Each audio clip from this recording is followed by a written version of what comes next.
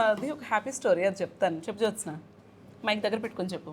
నాకు PCOD thyroid problem ఉంది ma'am 3 years నుంచినా. Conceive అవ్వరని చెప్పేసి అందరూ అన్నారు. ఆ, పీరియడ్ మిస్ అయింది అమ్మాయికి, ఇంట్లో చెక్ చేసుకుందంట, ప్రెగ్నెన్సీ టెస్ట్ నెగిటివ్ వచ్చింది. ప్రెగ్నెన్సీ ప్లాన్ చేస్తున్నారని చెప్పి వచ్చింది ఇక్కడికి. మనం ఇక్కడ ప్రెగ్నెన్సీ టెస్ట్ రిపీట్ చేస్తే పాజిటివ్ వచ్చింది.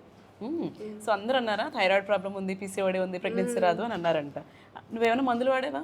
ఏం వాడలేదు ఇప్పుడు. నాచురల్గానే అమ్మాయి కన్సీవ్ అయింది. పెళ్ళి ఎన్నాళ్ళు అయింది? 6 months అయింది. సో ఎవరో ఇంటి చుట్టుపక్కల చెప్తున్నారు, అమ్మమ్మలు చెప్తున్నారు, నానమ్మలు చెప్తున్నారు, ఒక ఆంటీ ఎవరో చెప్పింది. ఇదంతా మైండ్లో పెట్టుకోకండి, అన్నెసరీ గార్బేజ్ అది. మీకు ఏమైనా డౌట్ ఉంటే మీరు డాక్టర్తో మాట్లాడుకోండి. డాక్టర్ మీరు ఎవరైతే ట్రస్ట్ చేసి వెళ్తారో ఆ డాక్టర్ చెప్పింది మాత్రమే వినండి. మిగతా వాళ్ళు 100 సలహాలు ఇచ్చినా సరే దాన్ని పట్టించుకోకండి. అది ఫస్ట్ సజెషన్ నాది. రెండోది అండ్ పెళ్ళైన కొత్తలో చాలామంది చక్కగా కన్సీవ్ అయిపోతారు. ఇయర్స్ గడుస్తున్న కొద్దీ ఈ అన్నెసరీ స్ట్రెస్ ఎక్కువైపోవటం వల్ల కన్సీవ్ అవ్వరు. రిస్క్ ఫ్యాక్టర్స్ అదే ఉంటాయి, స్ట్రెస్ ఎక్కువైపోతూ ఉంటుంది. ఏం స్ట్రెస్? సొసైటీ స్ట్రెస్, ఇంకేం లేదు. పీసీఓడి ఉన్నా కూడా కన్సీవ్ అవుతారు. అండ్ థైరాయిడ్ ప్రాబ్లం అనేది చాలా common problem, especially Vizag and surrounding ఏరియాస్లో. థైరాయిడ్ ప్రాబ్లం ఉన్నవాళ్ళు చాలామంది ఉంటారు.